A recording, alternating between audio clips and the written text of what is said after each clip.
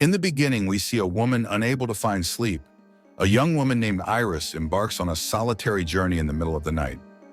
She drives along a forest road, occasionally glancing at a toy boat she carries with her, until she reaches a secluded park.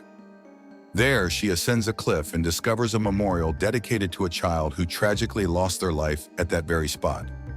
Overcome with emotion, Iris weeps over the child's photograph and contemplates ending her own life by stepping off the cliff.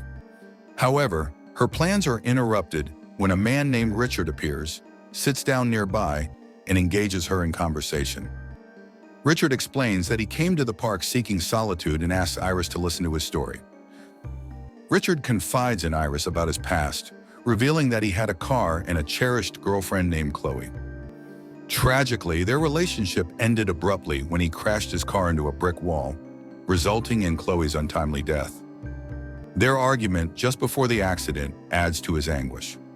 Despite Iris's attempt to offer sympathy, Richard remains resentful, as everyone around him responded similarly after the accident.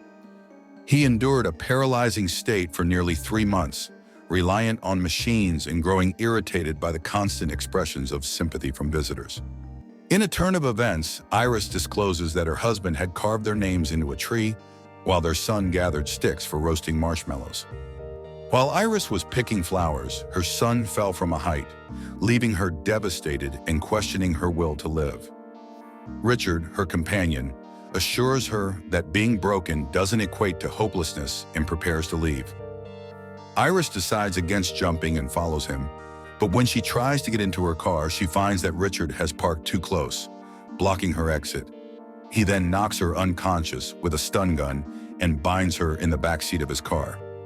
Panicking, Iris tries to call for help using her watch, but Richard informs her that there's no signal in the remote area.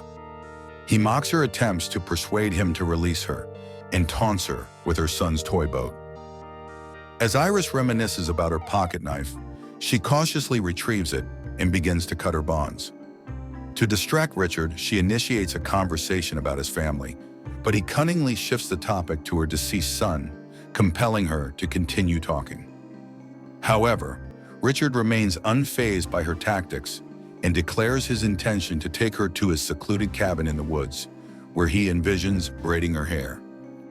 Determined to escape, Iris seizes the opportunity and stabs him, narrowly missing a fatal blow. The injured Richard loses control of the car, crashing it into a tree and hitting his head. Despite his attempts to restrain her, Iris fights back fiercely, and they both end up spilling out of the car on opposite sides.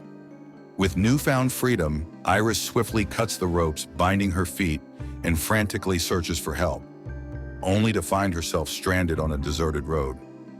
Meanwhile, Richard emerges from the wreckage, lamenting the loss of a perfect opportunity. Despite everything going according to plan, Richard foolishly overlooks checking her pockets, leading to unforeseen consequences. Oddly remarking on her desire to end her life, he reveals that he injected her with a substance that will soon paralyze her, rendering her immobile and unable to resist his control. As the effects begin to manifest, Richard offers her a hand, but Iris flees into the forest, losing her knife in the process. Despite her deteriorating dexterity, she continues to run, desperately trying to escape Richard's pursuit as her body succumbs to the numbing effects of the injected substance. As Iris's body succumbs to paralysis, she crawls to a hollow under tree roots and hides. Richard's taunting voice draws near, but she remains concealed. Insects crawl onto her face, prompting her to roll out of the hollow. Richard hears her cry and returns, but Iris throws herself into the river and is swept away. Despite Richard's warning, she manages to stay afloat and reaches the shore where she lies immobilized in a meadow. Suddenly, she notices a nearby structure and an older man approaches her on a lawnmower. Recognizing her alertness, he comprehends that she can communicate through blinking. Iris signals that she requires assistance rather than medical attention. As the man leaves to retrieve a wheelbarrow, Iris, lying on the grass, takes a moment to appreciate the serene beauty of her surroundings. The sun, the clear sky adorned with the fading trail of an airplane, and the lush greenery. Upon his return, The man carries her to his cabin with the intention of calling for help. However, their plans are interrupted when someone knocks on the door. The old man answers it to find Richard standing outside, looking desperate and pleading for assistance in finding his injured wife, who was involved in an accident. A man named Richard enters an old man's house despite being asked to wait outside, complaining of feeling unwell and looking for his lost phone. The old man becomes suspicious and asks Richard to leave, promising to help him find his phone. Richard reveals that his wife is mentally ill and he fears she'll be institutionalized if the police find her. He blames himself for allowing her to drive, causing an accident that left her missing.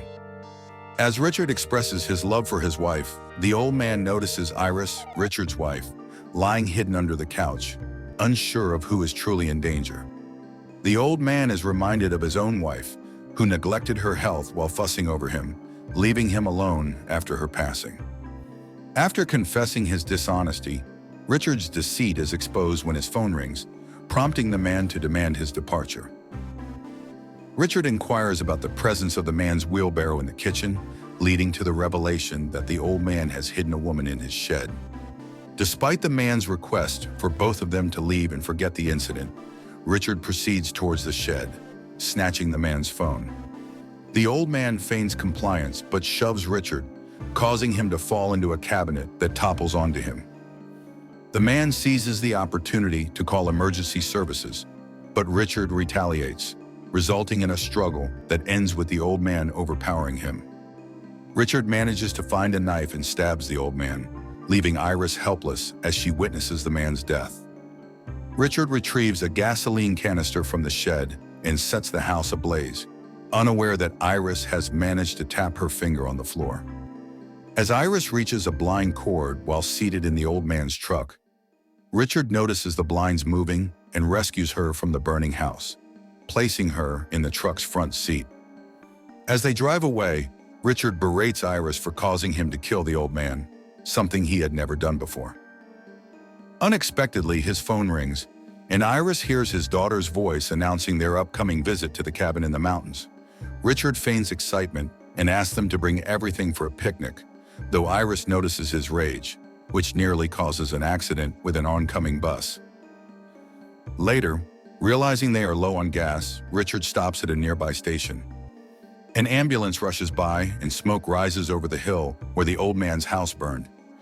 Richard places a cap on Iris's head and leaves to pay for the gas. Iris tries to signal for help, but her body barely cooperates. Still, she manages to unfasten her seatbelt, turn toward the window, and drop the cap from her head. Suddenly, a child's face appears at the window, staring intently at her.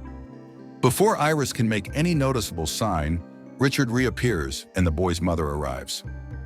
Sensing something is wrong, but unable to pinpoint it, she takes the boy away, glancing back at Iris several times.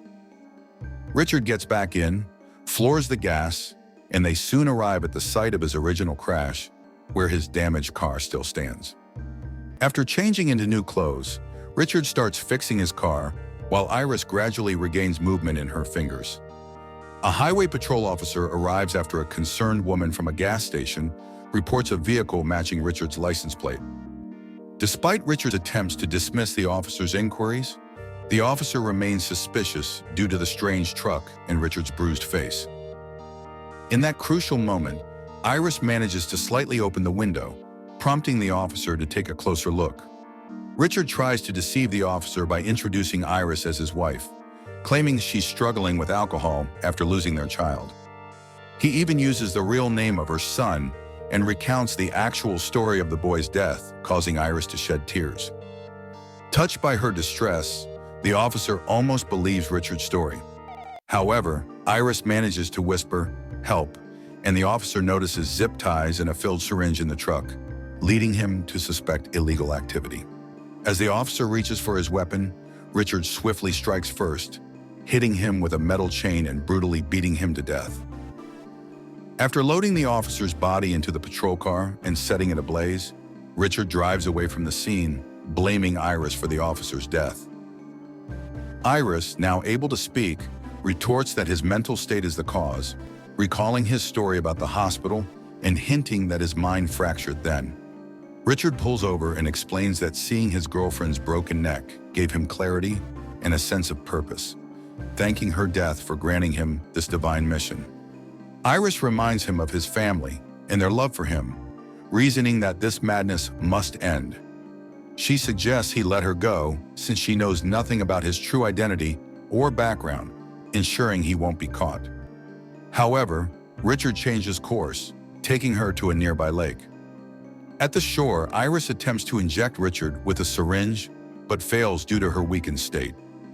Recalling her earlier suicidal thoughts, Iris stabs Richard in the neck as he retrieves her son's toy boat. Despite Richard's struggle, Iris shoots him, causing him to sink beneath the water. Exhausted, Iris collapses in the boat as it fills with water from bullet holes.